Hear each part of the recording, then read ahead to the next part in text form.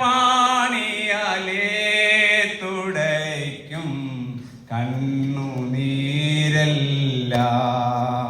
എൻ്റെ ദൈവം മതിയായവൻ, എൻ്റെ ദൈവം മതിയായവൻ, ഏതു നേരത്തും മതിയായവൻ, എനിക്കെന്നും ദൈവമവൻ, ഏതു നേരത്തും മതിയായവൻ, എനിക്കെന്നും ദൈവമവൻ. Praise the Lord. എല്ലാവരും കരം ഉയർത്തി ഒരു ഹല്ലേലൂയ പറഞ്ഞു. ദാവീദിന്റെ വാർദ്ധക്യത്തിൽ എഴുതിയ ഒരു സങ്കീർത്തനം ഏതാണെന്ന് ആർക്കെങ്കിലും പറയാം? ദാവീദിന്റെ വാർദ്ധക്യത്തിൽ എഴുതിയ ഒരു സങ്കീർത്തനം എന്ന് പറഞ്ഞു 37. ഞാനൊരു കാര്യം കണ്ടു, ഞാനൊരു കാര്യം കണ്ടിട്ടില്ല എന്ന് അദ്ദേഹം അതിൽ പറയുന്നുണ്ട്.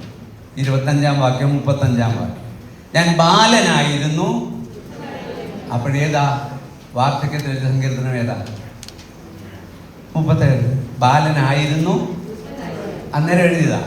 ഞാൻ കണ്ടിട്ടില്ല, ഞാൻ കണ്ടിട്ടുണ്ട്. കണ്ടിട്ടില്ല ഏത് കാര്യം? നീതിമാൻ തുണയില്ലാതിരിക്കുന്നതും അവന്റെ സന്തതി ആഹാരം ഇരക്കുന്നതും ഞാൻ. നിങ്ങൾ കണ്ടിട്ടുണ്ടോ? ഞാനിതുവരെ കണ്ടിട്ടില്ല, കാണത്തുമില്ല. നമ്മുടെ കുഞ്ഞുങ്ങൾക്ക് വെക്കാനുള്ള ഏറ്റവും ബെസ്റ്റ് അസറ്റ് നീതിമാനായി നേരെ ചൊവ്വേ ജീവിക്കുക. നമ്മുടെ കുഞ്ഞുങ്ങൾ അനാഥരാകത്തില്ല, അപ്പം നീണ്ടി നടക്കത്തില്ല. അവർ നാം പോയ പാതയെ തന്നെ പിൻപറ്റും. ഹല്ലേലൂയ. ഞാൻ കണ്ട കാര്യം എന്താണെന്നറിയാമോ? ദുഷ്ടൻ പ്രാദേശികമായ പച്ചവൃക്ഷം പോലെ തഴയ്ക്കുന്നതും അങ്ങനെ തളിർത്ത് നിൽക്കുന്നത് ഞാൻ കണ്ടു. പിന്നെ അതിലെ പോയപ്പോൾ അവനവിടെ. അത് അന്നല്ല, ഇന്നും അത് തന്നെ. ദൈവകൃപയിൽ നമുക്ക് നിലനിൽക്കാം. നമ്മുടെ ജീവിതത്തിലെ പ്രധാന പ്രശ്നങ്ങളിൽ ഒന്ന് ആങ്സൈറ്റിയാണ്. നാളെയെക്കുറിച്ചുള്ള വിചാരങ്ങളും ചിന്തകളും ചിന്താകുലങ്ങളുമാണ് ആങ്സൈറ്റി.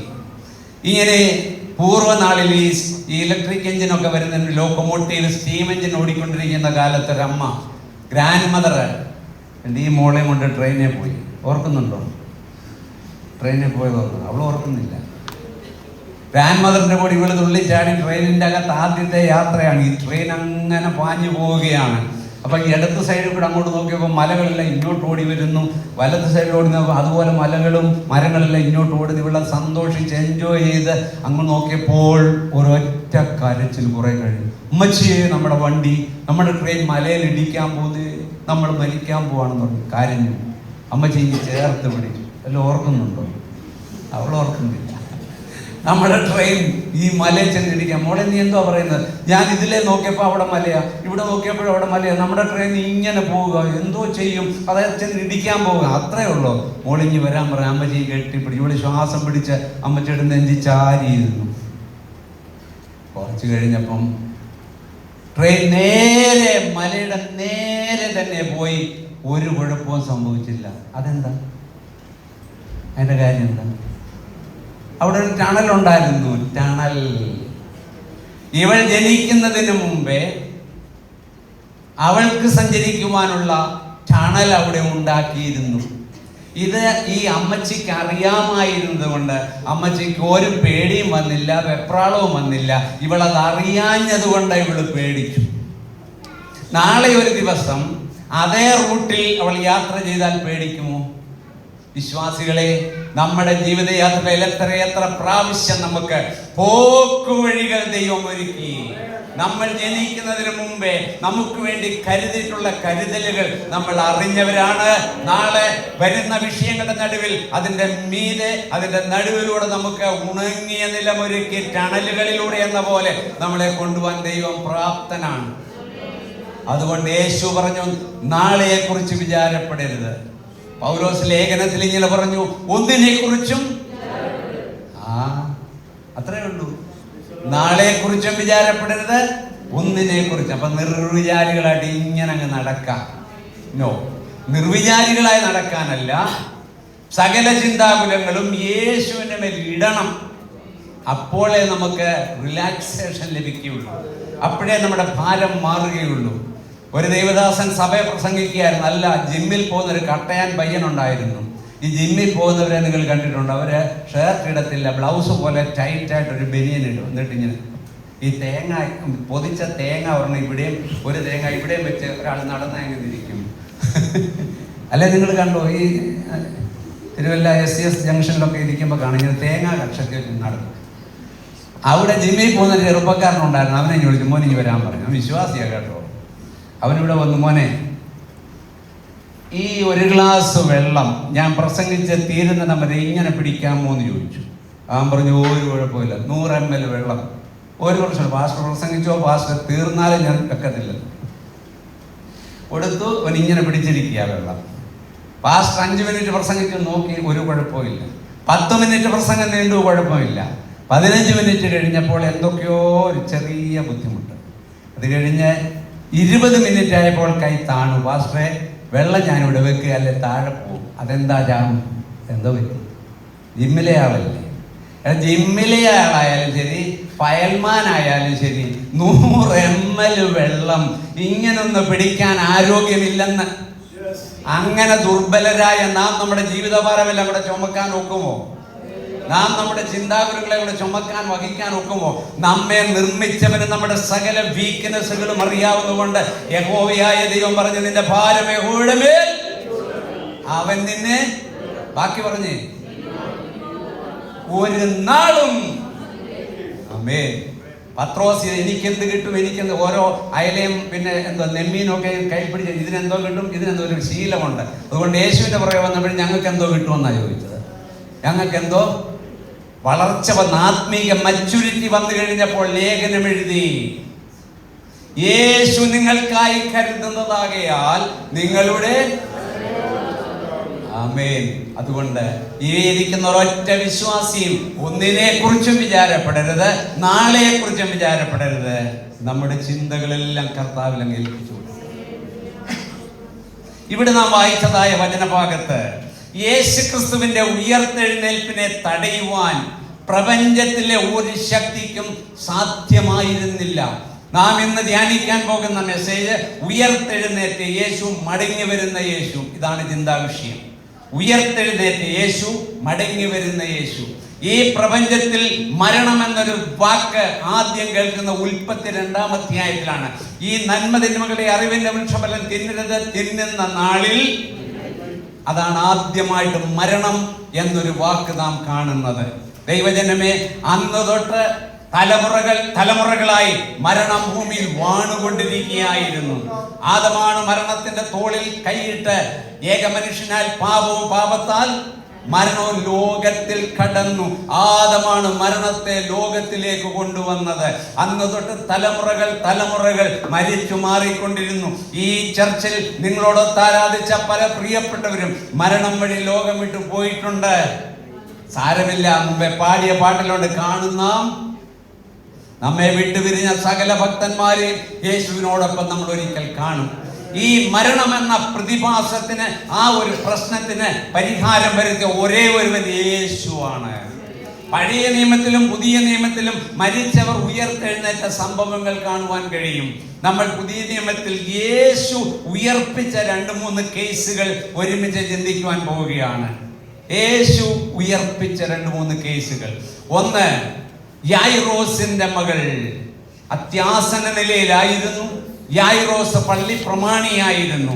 പള്ളിപ്രമാണി, യഹൂദന്മാരുടെ സിനഗോഗിലെ പ്രമാണിയും ഉപദേഷ്ടാവും എല്ലാം കൂടെ ചേർന്ന ഒരു ഔദ്യോഗിക ചുമതലയാണ് അദ്ദേഹത്തിന്. ഒറ്റയൊരു മകളേ ഉള്ളൂ. ആ മകൾക്ക് എത്ര വയസ്സുണ്ടായിരുന്നു? 12 വയസ്സ്. അവൾ രോഗിയായി, ക്ഷീണിതയായി, അത്യാസന്ന നിലയിലായി. പള്ളിപ്രമാണി അവന്റെ നേരെ വന്ന ഈ പ്രശ്നത്തിന് പരിഹാരത്തിന് പോകേണ്ടത് എവിടെയാ? നിങ്ങൾ പറ, പോകേണ്ടത് എവിടെയാ? അവിടെ 2 പാറ്റണ്ടായും ഇരിപ്പുണ്ട്. ഉണ്ട്. ഒന്ന് ഹന്നായി, മറ്റേത് 2 പാറ്റണ്ടായെങ്കിൽ അവിടെ ഇരിക്കും. അങ്ങോട്ടല്ലേ പോകേണ്ടത്? മകൾ രോഗിയായപ്പോൾ പരിഹാരത്തിന് അവരുടെ അടുക്ക ഹന്നായിക്കായ ചുമ്മാതിരിക്കുന്നതേ ഉള്ളൂ. 10-20 മീറ്റർ തുണിയും എടുത്ത വെള്ളയും കറുപ്പും ചോമ്പും പിന്നെ തലയിൽ ഏതാണ്ടൊക്കെ വെച്ച് താടിയെല്ലാം ഇവിടെ വരെ നീട്ടി. ചിലരുടെ വിചാരം താടി നീട്ടുന്ന ഭക്തിയുടെ അടയാളമാണ്. എൻ്റെ പൊന്നു ദൈവം, വളമിടാതെ വളരുന്നൊരു സാധനമായി താടി എന്ന് പറയുന്നത്. അത് ഷേവ് ചെയ്തില്ല, അത് തന്നെത്താൻ വളർന്നോളും. ഞാനൊരു 6 മാസം ഷേവ് ചെയ്യാതെ ഒരു കറുത്തുടുപ്പ്, അതിൻ്റെ അകത്തൊരു ചുമന്നുടുപ്പും തലയിലൊരു ഒരു മീൻചട്ടി പോലൊരു സാധനം വെച്ച് ആ ഡോറെ കയറി വന്ന ഇതാരാ മെത്രാപ്പോലീത്ത. എടാ ഇവിടെ നിന്ന് ഈ തമ്പി പാസ്റ്ററാ, പേരും മാറ്റിയിട്ടില്ല, ഒന്നും മാറ്റിയില്ല. തലയിലൊരു ചട്ടിയും വെച്ചു, കറുത്തൊരുടുപ്പും പിന്നെ ഒരു ചുമന്ന അത് അകത്ത് വിട്ട് പിന്നെ ഒരു കുരിശും പിടിച്ച് ഇങ്ങനെ വന്നു കഴിഞ്ഞാൽ ആളങ്ങ് മാറും. പേരും മാറ്റിക്കളെ, അതാ കട്ടി. ഇപ്പൊ എൻ്റെ പേര് തോമസ് മാത്യു, ഇത് ആളാണ്. ഈ തോമസ് മാർ പീലെക്സിനോസ്, ക്യൂലെക്സ് മാർ അനോഫിലോസ്. അനോഫിലോസ് എന്ന് വെച്ചാൽ എന്തോ നമ്മളെ അനോഫിലോസ് എന്തോ, ക്യൂലെക്സോ, അത്രേ ഉള്ളൂ. 2 കൊതുകിന്റെ പേരാ. അനോഫിലോസ് മാർ ക്യൂലെക്സിനോസ്, ക്യൂലെക്സിനോസ് മാർ പീലെക്സിനോസ്. ഇങ്ങനെയൊക്കെ പറഞ്ഞ് നാട്ടുകാരെ കളിപ്പിക്കുകയാണെന്നേ. ഈ പള്ളിപ്രമാണി അവരുടെ അടുക്കലേക്കല്ല പോയത്. പോയാൽ അരക്കാശിന്റെ ഗുണമില്ലെന്ന് അയാൾക്കറിയാം. അയാൾ യേശുവിന്റെ അടുക്കൽ വന്നു. ഹല്ലേലൂയ. അവൻ യേശുവിന്റെ അടുക്കൽ വന്ന് കാൽക്കൽ വീണു. താവേ, എന്റെ കുഞ്ഞുമകൾ അത്യാസൻ, നീ വന്നവരുടെ മേൽ കൈ. ഹല്ലേലൂയ. അത്യാസന്റെ നിലയിൽ കുഞ്ഞുമകൾ. ഈ വേങ്ങൽ എന്ന് പറഞ്ഞ സ്ഥലം ഇവിടെ അടുത്തല്ലേ, വേങ്ങൽ. കുറേ വർഷം മുമ്പ് ഇവിടെ ഒരു സംഭവം ഉണ്ടായി. കുവൈറ്റിലെ നമ്മുടെ ചർച്ചിന്റെ സെക്രട്ടറി ആയിരുന്ന മത്തായിച്ചൻ ബ്രദറിന്റെ പെങ്ങള് ഫുൾ ടൈം പ്രഗ്നന്റ് ആയിരുന്നു. അവൾ രാത്രിയിൽ വീട്ടിൽ പുറത്തോട്ടൊന്നിറങ്ങി, പിന്നെ ആൾ മാറിയാണ് അകത്ത് കയറി വന്നത്. പെട്ടെന്ന് അവൾക്കൊരു ഭയം തട്ടി ഭൂതബാധയുണ്ടായി.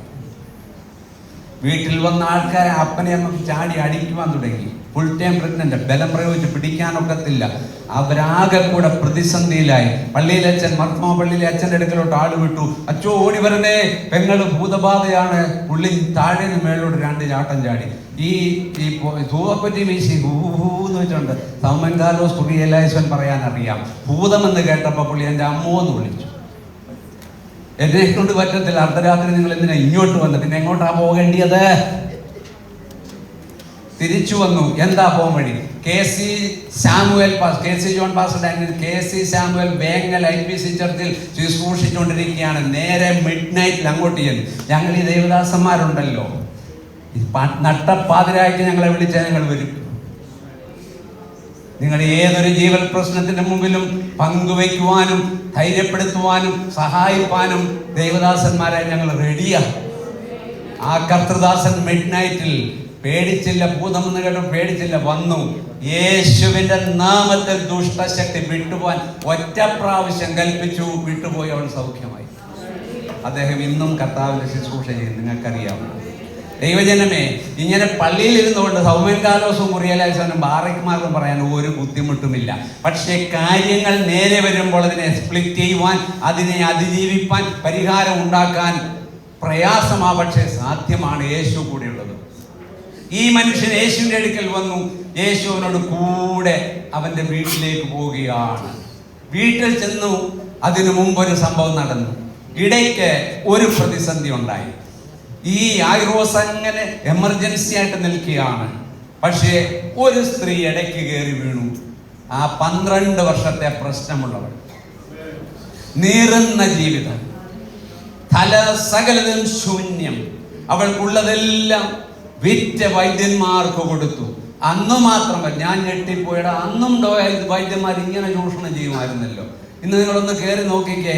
ചെന്ന് കഴിയുമ്പോൾ തന്നെ ആ മെഷീനെ കയറണം, ഈ മെഷീനെ കയറണം, ആ ടെസ്റ്റ്, ഈ ടെസ്റ്റ്, ഒരു ഡെഡ് ബോഡി എടുത്ത് കഴിയും. ഗിഫ്റ്റ് ICUല് ഒരു 5-6 ദിവസം വിടും. എങ്ങനെയാ നമ്മൾ നോക്കുന്നത്? കണ്ടു അമ്മായിയെ കണ്ടോ? കണ്ടു അമ്മായി അവിടെ കിടപ്പുണ്ട്. എൻ്റെ പൊന്ന് ദൈവമക്കളെ, അന്നും വൈദ്യന്മാര് ചൂഷണം ചെയ്യുമായിരുന്നു. ഇന്ന് അതിനേക്കാൾ ചൂഷണമാണ് നടന്നുകൊണ്ടിരിക്കുന്നത്. മുതലെല്ലാം വിറ്റ് ഒട്ടും ഭേദം വരാതെ ഏറ്റവും പരവശയായ സ്ത്രീ. She was at the end of the road. She was at the end of the road. It was her last chance. അവളുടെ ജീവിതത്തിന് വിടുതലിനുള്ള ലാസ്റ്റ് ചാൻസ്. യേശു പുരുഷാരത്തോടുകൂടെ പോകുന്നു. അവൾ ഹൃദയത്തിൽ പറഞ്ഞു, ഞാൻ അവന്റെ വസ്ത്രത്തിന്റെ തൊങ്ങലെങ്കിലും തൊട്ടാൽ ഞാൻ രക്ഷപ്പെടും. ഹൃദയത്തിൽ പറഞ്ഞു. അടുത്തപ്പോൾ പുരുഷാരം നിൽക്കുക, ഒന്നും അങ്ങോട്ട് കയറാൻ ഒക്കുന്നില്ല. എത്രയോ ആവശ്യബോധത്തോടെ ഓടി വരുന്നവർക്ക് പുരുഷാരം തടസ്സമാണെന്നറിയാമോ? യേശുവിനെ ചുറ്റിപ്പറ്റി നിൽക്കുന്ന പലരും ആവശ്യബോധത്തോടെ കടന്നു വരുന്നവർക്ക് തടസ്സമാണ്. പക്ഷെ ഈ ചർച്ചിലെ ഒരൊറ്റ വിശ്വാസിയും മറ്റൊരാളുടെ രക്ഷയ്ക്കോ വിടുതലിനോ സൗഖ്യത്തിനോ തടസ്സമായി നിൽക്കരുത്. അവർക്ക് കരുത്തായി കൈത്താങ്ങലായി നിൽക്കാം. അങ്ങനെ മടങ്ങിപ്പോന്നവളല്ലവൾ. She was determined. ഞാൻ എന്നെ വിടുതലുമായിട്ടേ പോകൂ. യേശുവോ നമ്മുടെ എൻഡ് പോയിന്റിൽ start ചെയ്യുന്നവനാ. He will start from the end point.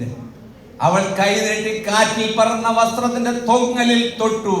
യേശു പറഞ്ഞ വസ്ത്രത്തിന്റെ തൊങ്ങൽ തൊട്ടതാരെന്നല്ല, ഒരാൾ എന്നെ ജനം തിക്കിത്തിരക്കുകയാ. അതൊന്നുമല്ല, വിശ്വാസത്തോടു കൂടിയ സ്പർശനം തിരിച്ചറിയും യേശു. എങ്ങനെ നിനക്കറിയാം? എങ്കിൽ നിന്ന് ശക്തി പുറപ്പെട്ടു. എങ്കിൽ നിന്ന് ശക്തി എന്താ? ആ ശക്തി മാരക ശക്തിയല്ല. കഴിഞ്ഞ ദിവസം കറണ്ട് കമ്പിയെ പിടിച്ച് മരിച്ചു വീണു. ഇതോ ജീവദായക ശക്തിയാണ്. യേശു എന്ന പവർ ഹൗസിൽ നിന്ന് അവളുടെ ജീവിതത്തിന് ആവശ്യമായിരുന്ന സൗഖ്യം അവളിലേക്ക് പമ്പിച്ചു. ആ ക്ഷണത്തിൽ അവൾ സൗഖ്യമായി. ആ ക്ഷണത്തിൽ അവൾ അറിഞ്ഞു, ഞാൻ സൗഖ്യമായി. ആരിൽ നിന്ന് ശക്തി പുറപ്പെട്ടോ? യേശു അതറിഞ്ഞു. ആരിലേക്ക് പ്രവഹിച്ചോ? അവൾ അതറിഞ്ഞു. ആ നിമിഷം 12 കൊല്ലത്തെ മേജർ പ്രശ്നം ഒറ്റ നിമിഷം കൊണ്ട് വാനിഷ്. നമ്മുടെ ജീവിതത്തെ അലട്ടിക്കൊണ്ടിരിക്കുന്നത് 8, 10, 12, 18, 38 വർഷമായാലും യേശുവിന് ഒരു ടച്ചിനാൽ അല്ലെങ്കിൽ അവനെ ഒന്ന് തൊട്ടാൽ അതങ്ങ് മാറുമെന്നേ. ഇന്ന് പകൽ ഇവിടെ ഇരിക്കുന്ന ആരെങ്കിലും വ്യാകുലത്തോടെയോ സങ്കടത്തോടെയോ ഭാരത്തോടെയോ നിരാശയോടെ ഇരിക്കുന്നെങ്കിൽ ഒരുവൻ ഇവിടെ അദൃശ്യനാണ്. ഇവിടെ ഉണ്ട് ഈ ഹോളിൽ ചലിച്ചുകൊണ്ടിരിക്കുന്ന യേശുവിനെ നിങ്ങൾ തൊടണം. By faith you touch him. നമ്മുടെ കിച്ചണിലും വാഷ്റൂമിലും ഒക്കെ പൈപ്പിൽ വെള്ളം ഇങ്ങനെ റഷ് ചെയ്ത് നിൽക്കുക, അതിങ്ങനെ ഫോഴ്സിൽ വന്ന് നിൽക്കുക. നമ്മൾ ആ ടാപ്പ് ഓൺ ചെയ്യുമ്പോൾ അത് ചീറ്റി റഷ് ചെയ്ത് വരും. ദൈവത്തിന്റെ പുത്രനായ യേശുവിന്റെ സൗഖ്യദായക ശക്തി എനിക്കും നിങ്ങൾക്കും വേണ്ടി വൻകാര്യം ചെയ്യുവാൻ വെയിറ്റ് ചെയ്യുകയാണ്. നമ്മൾ റിലീസ് ചെയ്താൽ മതി. യേശുവിന്റെ നാമം മുഖാന്തരം നിങ്ങൾക്ക് ആ ജീവദായക ശക്തിയെ നിങ്ങളിലേക്ക് പ്രവഹിപ്പിക്കുവാൻ കഴിയും. ശക്തി പുറപ്പെട്ടതല്ല, ഇവൾ പുറപ്പെടുവിച്ചതാ. ഇതിന്റെ ഇടയ്ക്ക് സംഭവിച്ചു. അവളെ വിളിച്ച് വെളിയിൽ കൊണ്ടുവന്നു. അവളോട് പറഞ്ഞു, മകളെ ബാധയൊഴിഞ്ഞ് സ്വസ്ഥമായിരിക്കുക.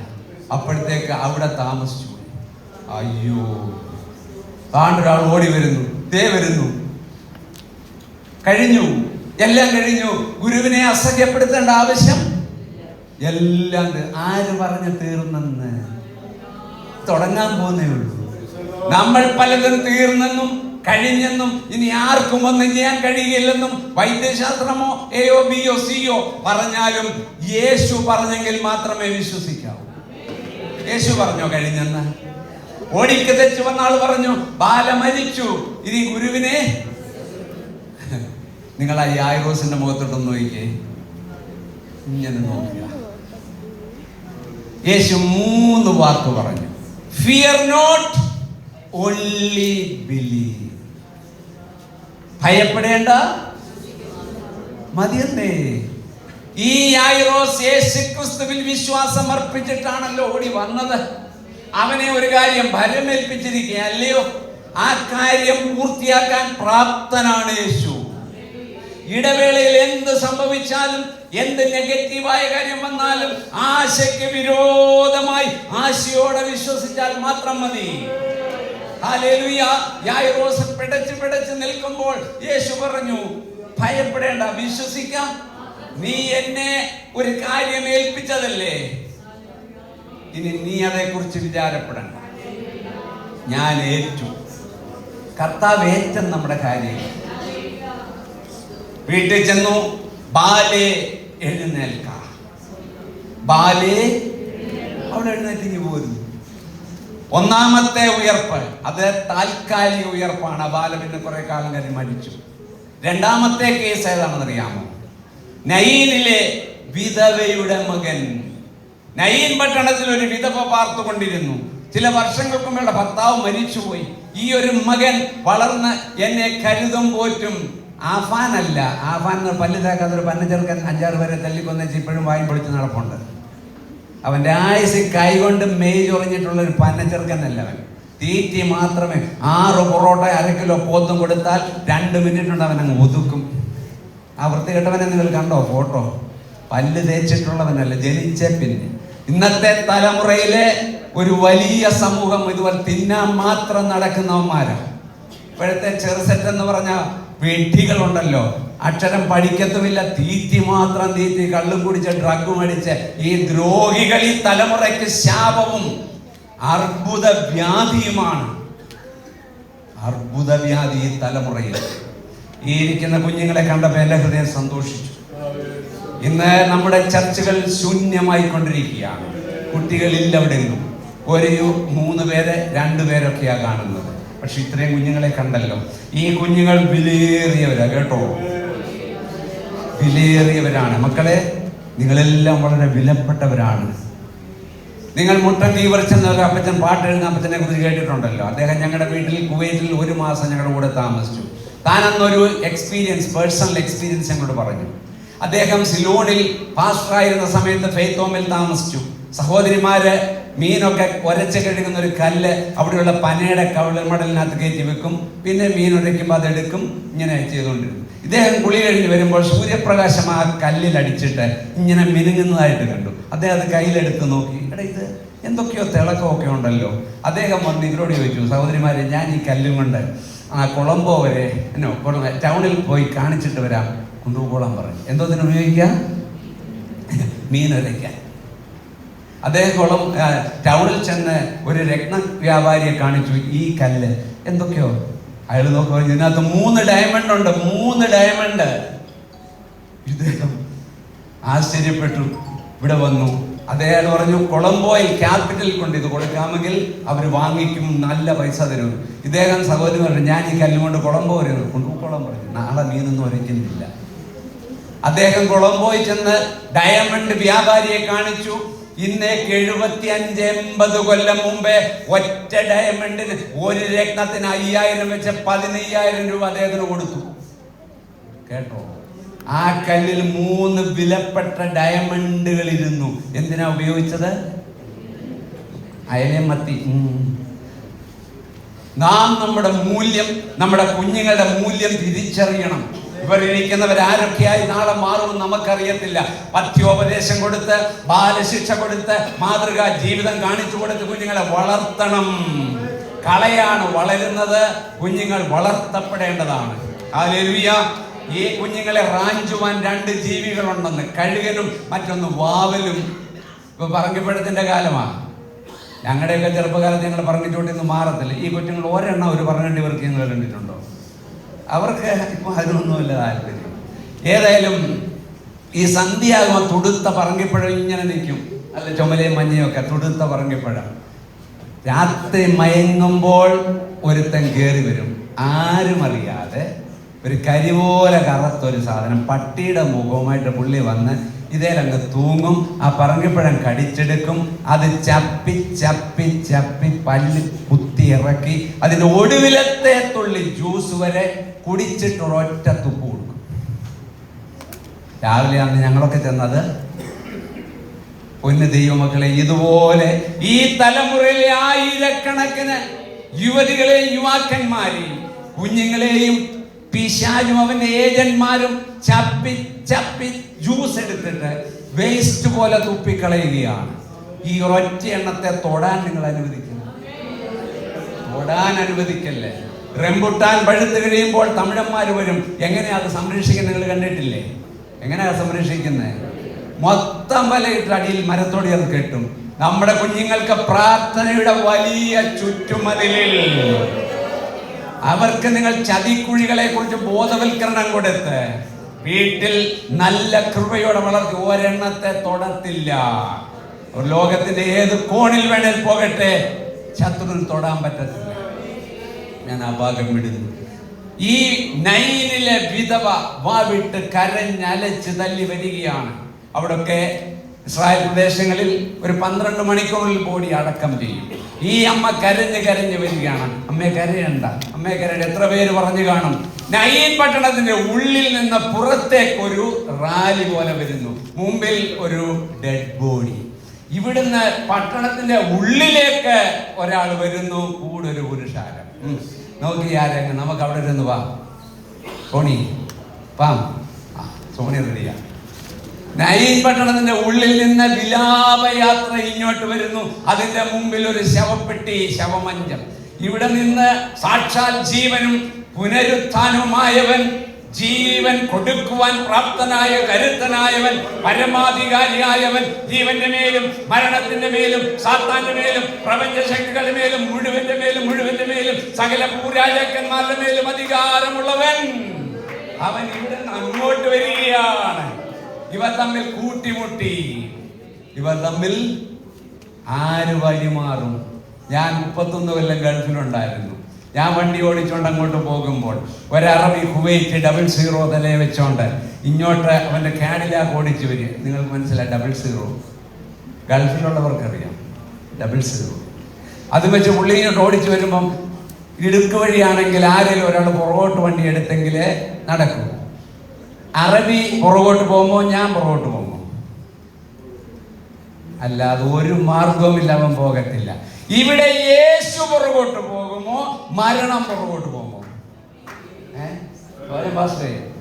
ആര് പോകും?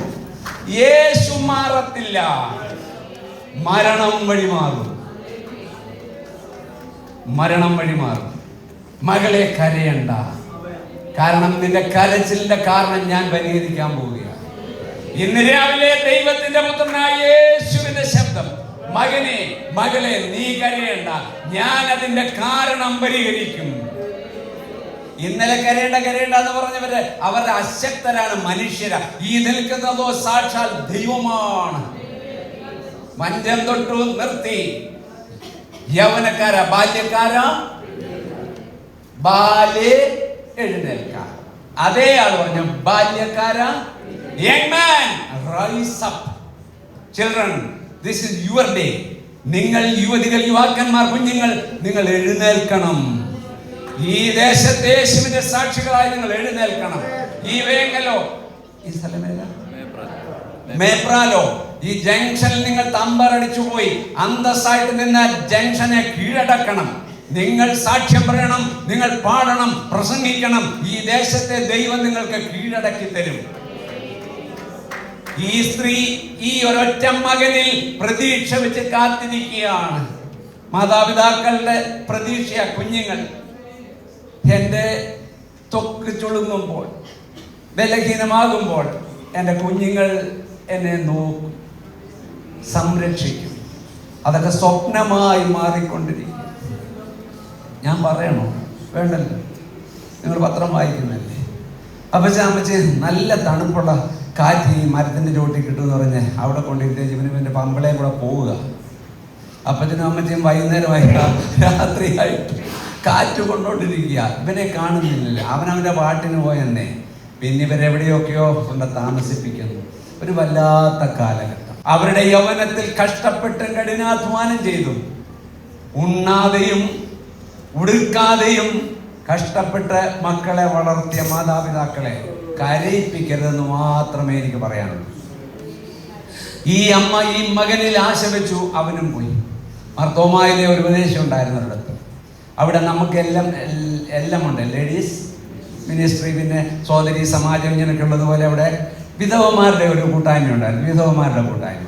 അപ്പം ചില വിധവമാരിലല്ല. ഒരു ദിവസം 3 പേരെ വന്നുള്ളൂ. അപ്പോൾ ഉപദേശിക്കാൻ വലിയ മനപ്രയം, ആകെ കൂടെ 3 വിധവമാരെ വന്നുള്ളൂ. അദ്ദേഹം അവരോടൊരു ആഹ്വാനം ചെയ്തു, നമ്മുടെ സഭയിൽ, നമ്മുടെ ഇടവകയിൽ വിധവമാരുടെ എണ്ണം വർദ്ധിപ്പിക്കാൻ നമുക്ക് പിടിച്ചു വെച്ച് പ്രാർത്ഥിക്കാം. പ്രാർത്ഥിക്കേണ്ട വിഷയമല്ലേ? ഇവർ പറയുന്ന അല്ലത്. നമ്മുടെ ഇടവകയിൽ വിധവമാരുടെ എണ്ണം ദൈവം വർദ്ധിപ്പിച്ചു തരേണ്ടതിനായിട്ട് നമുക്ക് തലയ്ക്കാത്ത യാതൊരു വകയിൽ ഞാൻ അങ്ങനെ 2 കാലം നടക്കുന്നതാണ്. എടാ, വിധവമാരുടെ എണ്ണം വർദ്ധിപ്പിക്കാൻ പറഞ്ഞാൽ എന്തുവാ നിങ്ങൾക്കറിയാം? അതാ ആ ഭാഗം വിടുന്നു. ബാല്യക്കാരാ അവൻ എഴുന്നേറ്റ് അമ്മയ്ക്ക് ഏൽപ്പിച്ചു കൊടുത്തു. 2 ഇഷ്യൂസ്. മൂന്നാമത്തേതാ ഞാൻ പറയാൻ പോകുന്നത് ഏതാണെന്ന് നിങ്ങൾക്കറിയാം. എന്ന് പറ. ലാസറിന്റെ കേസ്. ബെഥാന്യയിൽ യേശുവിനെ പ്രിയനായവൻ, സ്നേഹിതനായ ലാസർ. 2 പദപ്രയോഗങ്ങളുണ്ടായി. യേശുവിന് ഏറ്റവും പ്രിയമായ ഒരു കുടുംബം അവിടെ ഉണ്ടായിരുന്നു. ബെഥാന്യയിൽ ആ ഒരു വീടേ ഉള്ളോ? ഈ മേപ്രാലിൽ നിങ്ങളുടെ വീട് മാത്രമല്ല, വേറെ എത്രയാണ്. പക്ഷേ കർത്താവിനോ എന്റെ ദാസന്മാർക്കും ദൈവജനത്തിന് തുറക്കപ്പെടുന്ന വീടുകൾ കുറവാ.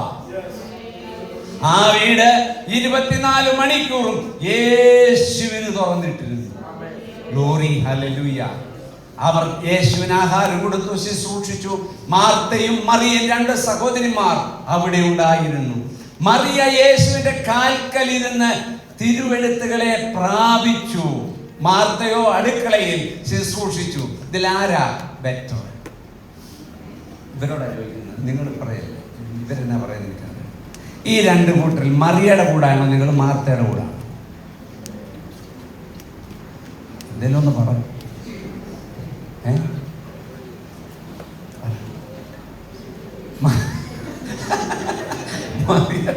മറിയയുടെ കൂടാ. പൊന്നു ദൈവമക്കളെ, മാർത്ത യേശുവിന് കൊടുക്കുവാൻ ഇഷ്ടപ്പെടുന്നു, മറിയ യേശുവിന് പ്രാപിക്കാൻ ഇഷ്ടപ്പെടുന്നു. എന്നും അതിലെ പോകത്തില്ല യേശു. അവൻ തന്റെ ശുശ്രൂഷ കഴിയുമ്പോൾ പോകും. മറിയ മനസ്സിലാക്കി, ഞാൻ യേശുവിൽ നിന്ന് മാക്സിമം ജീവന്റെ വചനങ്ങൾ പ്രാപിക്കണം. മാർത്ത തീരുമാനിച്ചു, ഞാൻ മാക്സിമം ചപ്പാത്തിയോ പൊറോട്ടയോ ബർഗറോ എന്തുവാണെന്നാ, പിന്നെ എല്ലാ സാധനം മാറി. എന്നിട്ട് ഇടയ്ക്ക് എത്തി നോക്കും. ഈ മറിയ അവിടെ നിന്ന് വചനം കേൾക്കും. മാർത്ത പറഞ്ഞു, കർത്താവ് ഇതെന്തൊരു അന്യായമായി ഇവള് ചെയ്യുന്നത്, അവളെ എഴുന്നേൽപ്പിച്ചു വിട. യേശു എഴുന്നേൽപ്പിച്ചു വിട്ടോ? പറ.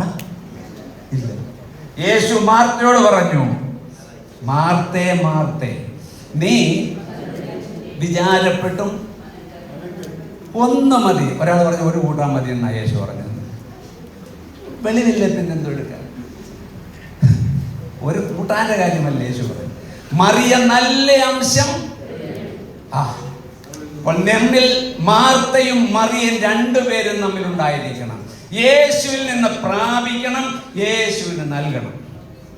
ആ ഭവനത്തിൽ ദുഃഖം വരുമോ, സങ്കടം വരുമോ, വേദന വരാം. ലോകത്തിൽ നിങ്ങൾക്ക് കഷ്ടം തീർന്നില്ല എങ്കിലും ഈ ലോകത്തിൽ നമ്മൾ ജീവിക്കുമ്പോൾ സങ്കടവും ദുഃഖവും നഷ്ടങ്ങളും കഷ്ടങ്ങളും പലതും വരാം. വന്നാലും പരിഹരിപ്പാൻ നമുക്കൊരു യേശു. ആ വീട്ടിൽ ലാസർ രോഗിയായി മാറി. രോഗം മൂർച്ഛിച്ചു. രോഗമത്യാസന നിലയിൽ അറിയിക്കേണ്ടവനെ അവർ അറിയിച്ചു. യായിറോസ് യേശുവിനെ അറിയിച്ചു. ഇവർ യേശുവിനെ അറിയിച്ചു. താൻ എന്ത് ചെയ്യുമെന്ന് നല്ല നിശ്ചയമുള്ള യേശു ഉടനടി വെപ്രാളം പിടിച്ച് അങ്ങോട്ട് പോയില്ല. 2 ദിവസം കൂടെ പാർത്തു. 4ാമത്തെ ദിവസം ബെഥാനിയിൽ യേശു വന്നു. He will never be late. He will be in time. നമ്മൾ മനുഷ്യരായതുകൊണ്ട് ഡിലേ ആയി പോയല്ലോ എന്ന് വിചാരിക്കും. ഡിലേ ആകത്തില്ല. യേശു ഇൻ ടൈം അവൻ വരും. 4ാം ദിവസം വന്നപ്പോൾ എല്ലാം കഴിഞ്ഞു. അടക്കവും കഴിഞ്ഞു. കല്ലും പിടിച്ചു വെച്ചു. എല്ലാം കഴിഞ്ഞു. ആര് പറഞ്ഞെല്ലാം കഴിഞ്ഞെന്ന്? ഇവിടെ ഒരാൾ വന്നിട്ടില്ലേ? അവിടെ നിന്ന് തുടങ്ങുവാൻ കഴിയുന്നവനാണ് യേശു. ഇന്ന് രാവിലെ നിങ്ങളുടെ ജീവിതത്തിൽ എല്ലാം തീർന്നെന്നോ കഴിഞ്ഞെന്നോ വിചാരിച്ചിരിക്കണ്ട. യേശു ഉള്ളത്തോളം അവൻ പിന്നെയും പ്രവർത്തിക്കും. ലാസറേ പുറത്ത്. ലാസറിനെ കല്ലറയിൽ നിന്ന് എഴുന്നേൽപ്പിച്ച് പന്തിക്കവൻ ഇരുത്തി. അങ്ങനെ ലാസറിനെ, ഈ 3 ഉയർപ്പുകളും താൽക്കാലികമായിരുന്നു. അവർ പിൽക്കാലത്ത് മരിച്ചു. എന്നാൽ ഈ ഉയർപ്പിച്ച യേശുവിനെ ക്രൂശിൽ തറച്ചുകൊണ്ടു. യേശു അതിനുവേണ്ടി തന്നെയാണ് ഇങ്ങോട്ട് വന്നത്. മുഷികലെന്ന് പറഞ്ഞ ഒരു ഈച്ച പോലെ തള്ള നടക്കുന്നുണ്ട്.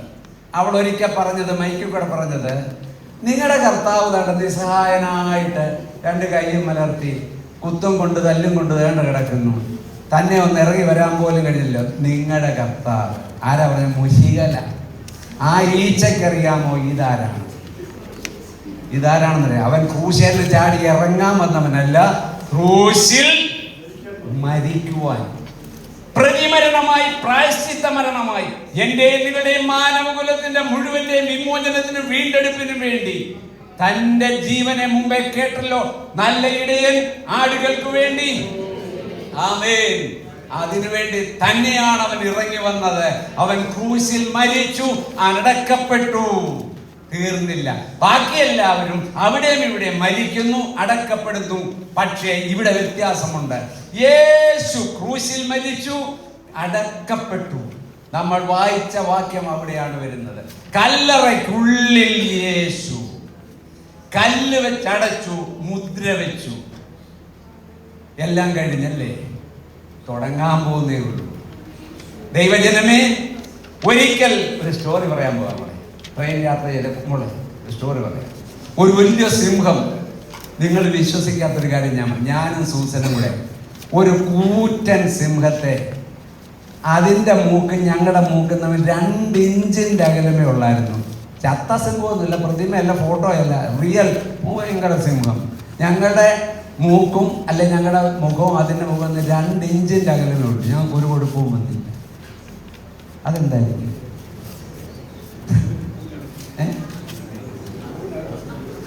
സിംഹത്തെ തുറന്നു വിട്ടില്ല. അവൻ തുറന്നു വിട്ട ഓപ്പൺ സൂന്ന് പറഞ്ഞു പോയല്ലേ,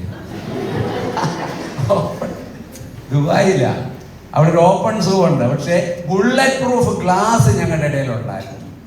ബുള്ളറ്റ് പ്രൂഫ്. അപ്പൊ ഇത്രയും അടുത്ത് ഞങ്ങൾ സിംഹത്തെ കണ്ടു. ഇവിടെ യഹൂദ ഗോത്രത്തിലെ സിംഹമാണ് അകത്തോട്ട് കയറിയേക്കുന്നത്. ഈ ഞാൻ പറയാൻ വന്ന സിംഹം ഒരു മാനിനെ പിടിച്ച് കടിച്ച് 10-30 കിലോ ഇറച്ചിയും തിന്നേച്ച് അതിന് പിന്നൊന്ന് ഉറങ്ങണം, എൻ്റെ ശീലമാണ്. അത് നോക്കിയപ്പോൾ ഒരു ഗുഹ കണ്ടു. സിംഹം ഗുഹയ്ക്കകത്തോട്ട് കയറി ഒരു 4 മണിക്കൂർ അത് ഉറങ്ങി. ഒരു ചെലന്തി ഇതിന്റെ കവാടത്തിൽ ഇരിപ്പുണ്ടായിരുന്നു. ചെലന്തി ഇങ്ങനെ, ഈ ചെലന്തി തീരുമാനിച്ച് ഞാൻ ഇവനെ ഇതിനകത്തിട്ട് കൊല്ലും, ഇവനെ ഞാൻ വിടത്തില്ല, കാടിളക്കി ദ്രോഹി, ഇവനെ ഞാൻ അകത്തിട്ട് കൊല്ലുമെന്ന് പറഞ്ഞ ഈ ചെലന്തി ചാടി ചാടി ഒരു വെബുണ്ടാക്കി, വിലയുണ്ടാക്കി നടുക്ക് തള്ളി ഇങ്ങനെ ഇരിപ്പുണ്ട്. എന്തിനായിരിക്കുന്ന? സിംഹം പുറത്തു വരാതിരിക്കാൻ. ദൈവജനം, ഇതുപോലെ ചില ചെലന്തികൾ ഡൽഹിയിലുണ്ട്, ഛത്തീസ്ഗഡിലുണ്ട്, UP-യിലുണ്ട്. പന്ന ചെലന്തികളുണ്ടല്ലോ. ദൈവത്തിന്റെ പുത്രനായ യേശുവിനെയും അവന്റെ ജനത്തെയും അവന്റെ ആലയങ്ങളെയും തകർക്കുവാൻ പരിപാടി ഇട്ടുകൊണ്ട് ചെലന്തികൾ ശ്രമിക്കുന്നു. പക്ഷേ സിംഹം 4 മണിക്കൂർ കഴിഞ്ഞോട്ട് ഇറങ്ങി വരികയാണ്. അവനൊരു ശീലമുണ്ട്, ഉറക്കം കഴിഞ്ഞ ഒരു കോട്ടുവായിടും. ഗുഹാ കവാടത്തിൽ വന്ന് സിംഹം ഒരു കോട്ടുവായിട്ടു, ചെലന്തിയും വലയും 10 അടി തെറിച്ചു. യഹൂദ ഗോത്രത്തിലെ സിംഹമാണ് നമ്മുടെ കർത്താവ്. നിങ്ങൾ പേടിക്കരുത്, ഒരുവനെയും ഭയപ്പെടരുത്. ധൈര്യമായിരിക്കെ, യേശു ഇന്നും ജീവിക്കുന്നു, പ്രവർത്തിക്കുന്നു. ഞാൻ എൻ്റെ സഭയെ പണിയും. ഇല്ലെന്ന് പറഞ്ഞാൽ ഇല്ലെന്ന് അതിന്റെ അർത്ഥം. യേശു പണിയെ നമ്മൾ സഹപണിക്കാരാ, കൂട്ടുപ്രവർത്തകന്മാർ. നിങ്ങൾ എല്ലാവരും കർത്താവായ യേശുവിന്റെ സഭ എന്ന മഹൽ സൗധത്തിന്റെ കൂട്ടുപണിക്കാരാണെന്നേ. ഹല്ലേലൂയ. ഉരുക്ക് കൊണ്ടുള്ള ബുൾഡോസറിനെ ചെതൽ കടിച്ചാൽ എങ്ങനെ ഇരിക്കും? ഉരുക്ക് ബുൾഡോസറിനെ ചെതൽ കടിക്കുന്ന പോലെയുള്ളൂ. ദൈവത്തിന്റെ ആത്മാവിനാൽ പണിയപ്പെടുന്ന ദൈവസഭയ്ക്ക് കേടുവരുത്താൻ ശ്രമിക്കുന്നവൻ ഒന്നുകിൽ അവൻ ധൂളിയാകും, അല്ലെങ്കിൽ ഇതിനോട് ചേർത്ത് പണിയപ്പെടും. ടൈം കഴിഞ്ഞിരിക്കുന്നു. ദൈവജനമേ, കർത്താവായ യേശു 3-ാമത്തെ ദിനം ഉയർത്തെഴുന്നേറ്റു. നാളതുവരെ മരിച്ചവരൊക്കെയും മണ്ണിൽ മറിഞ്ഞു കിടന്നപ്പോൾ കല്ലിനും കല്ലറയ്ക്കും കാവൽക്കാർക്കും മുദ്രയ്ക്കും തടഞ്ഞു വെക്കാൻ കഴിയാതെ യേശു ഉയർത്തെഴുന്നേറ്റു. ഓ ഗ്ലോറി, ഹല്ലേലൂയ. യേശു ഉയർത്തെഴുന്നേറ്റു. 40 നാളോളം പലർക്ക് പ്രത്യക്ഷനായി. താൻ സ്വർഗസ്ഥലങ്ങളിലേക്ക് കയറിപ്പോയി. ഇന്ന് വരെ മടങ്ങി വന്നിട്ടില്ല. യേശു ഉയർത്തെഴുന്നേറ്റു. നമുക്കെന്നാ ഗുണം? നമുക്ക് ഗുണമുണ്ട്. നമുക്ക് ഗുണമേ ഉള്ളൂ. യേശുവിന്റെ മരണത്താൽ നമ്മുടെ മരണം വഴിമാറി. യേശുവിന്റെ മരണത്താൽ നമ്മുടെ മരണം വഴിമാറി. ഇനി മരണത്തിന് നമ്മുടെ മേൽ യാതൊരു നെഗറ്റീവ് എഫക്റ്റും ഇല്ല. ഒരിക്കൽ ഒരു സ്റ്റോറി പറയാം. ലിസൺ. ഒരിക്കല് ഒരു പിതാവ് തന്റെ 2 മക്കളുമായിട്ട് പൂന്തോട്ടത്തിൽ പോയി. മൂത്തവൻ 12 വയസ്സ്, രണ്ടാമൻ 10 വയസ്സ്. ഈ മൂത്തവനൊരു പൂ കണ്ടപ്പോൾ ഇങ്ങോട്ട് എടുത്തൊന്ന് മണപ്പിച്ചു. അതിനകത്ത് ഇത്രയും നീളത്തിലൊരു തേനീച്ച ഉണ്ടായിരുന്നു. ട്രിവാൻഡ്രം കളക്ടറേറ്റിൽ നല്ല പനി പൊരിച്ചില്ലേ? എന്നോട് പറഞ്ഞായിരുന്നു അതിന് ഞാൻ 1 മണിക്കൂർ കൊണ്ട് കത്തിച്ച് കളഞ്ഞേ. എന്നോടൊന്ന് പറഞ്ഞാൽ മതിയായിരുന്നു. ആ തേനീച്ച കൂടെ 200 പേരെ കുത്തി. കളക്ടർ കാറേ കയറി ജീവനങ്ങളോട്, സബ് കളക്ടർ നല്ലപോലെ കുത്തി.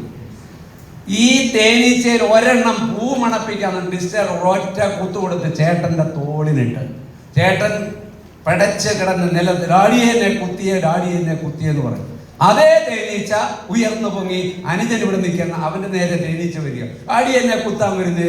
തേനീച്ച എന്നെ മോനെ നീ ചുമ്മാതെ നിൽക്കടാ അവിടെ, നീ അവിടെ ചുമ്മാ, നീ പേടിക്കണ്ട.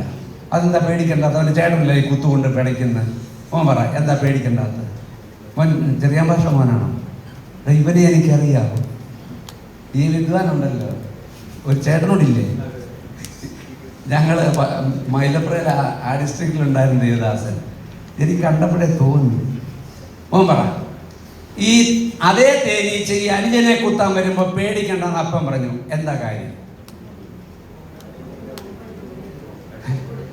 ആ തേനീച്ചയ്ക്ക് ഇനി ലോകത്തിൽ ആരെയും കുത്താൻ ശക്തിയില്ല. അതിന്റെ കൊമ്പ് യേശു നമ്മുടെ ജ്യേഷ്ഠ സഹോദരനായി സ്വർഗത്തിൽ നിറങ്ങി വന്നവൻ നമുക്ക് പകരം കുത്തേറ്റു. മരണത്തിന്റെ വിഷമുള്ളവന്റെ മേൽ കുത്തിയിറക്കി, അത് ഒടിഞ്ഞുപോയി.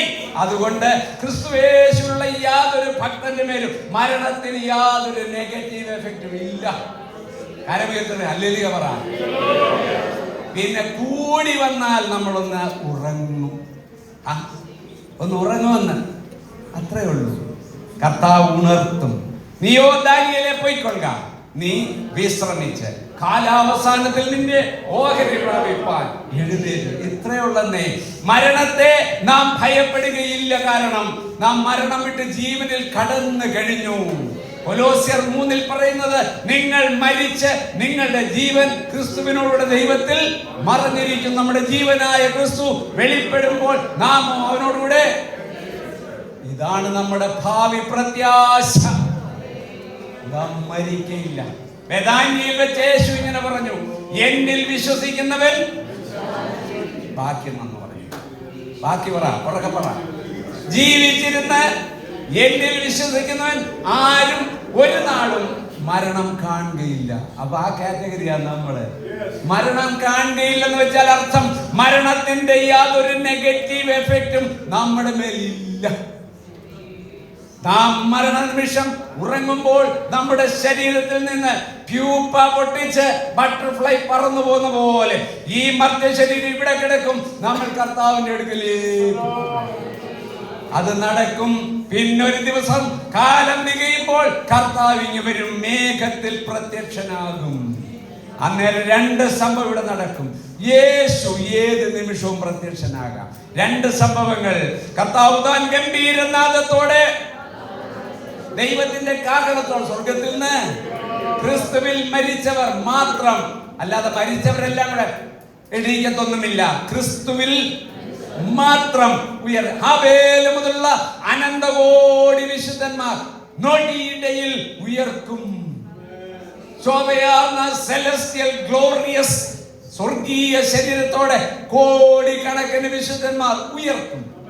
പിന്നെ ജീവനോടെ ശേഷിക്കുന്ന നാം രൂപാന്തരപ്പെട്ടവരോട് ഒരുമിച്ച് ആകാശത്തിൽ കർത്താവിനെതിരിൽ മേഘങ്ങളിൽ. ഓ, എന്തൊരു ഗ്ലോറിയസ്! ഇതൊക്കെയാ ചിന്തിക്കേണ്ടത്. അയ്യോ എനിക്ക് അതില്ല ഇതില്ല എന്ന് പറഞ്ഞൊന്നും നേരം കളയല്ലേ. ഇങ്ങനെയുള്ള കാര്യങ്ങൾ ചിന്തിക്കുക. കർത്താവിന്റെ ജനം കോടി കോടി വിശുദ്ധന്മാർ ഉയർക്കും. ജീവനോടെ ശേഷിക്കുന്ന രൂപാന്തരപ്പെടും. അവർ മേഘങ്ങളിൽ എടുക്കപ്പെടും. അത് നാളെയോ ഇന്നോ എപ്പോഴും നമുക്ക് എപ്പം വേണേ വന്നോട്ടെ. V R safe. 100% നമ്മൾ സുരക്ഷിതരാണ്. നമുക്കൊരു ശോഭനമായ ഭാവിയുണ്ട്. ഇവിടുത്തെ ധനകാര്യങ്ങൾ വേണുഗോപാലിനോട് ചോദിച്ചാൽ പറയും കൈ മലർത്തുക, ആ. ഇവിടുത്തെ ഭരണാധികാരികൾ ചോദിച്ചാൽ എന്ന് പറയും. അവരെല്ലാം ഭാവിയെ നോക്കി നെടുവീർപ്പിടുമ്പോൾ ദൈവസഭ ഭാവിയെ ഓർത്ത് പുഞ്ചിരി തൂകുന്നു. ശോഭനമായൊരു ഭാവി നമുക്കുണ്ട്. കർത്താവ് ഇങ്ങ് വരും. അവൻ തന്റെ വിശുദ്ധന്മാരെ ഇവിടുന്ന് കൊണ്ടുപോകും. നാം യേശുവിനോടുകൂടെ നിത്യമായി വാഴും. ക്ഷണിച്ച് ശുശ്രൂഷിപ്പാൻ അവസരം കർത്തദാസന് സഭയ്ക്ക് നന്ദി. ദേവസൂത സന്തതികളെ വിശുദ്ധരെ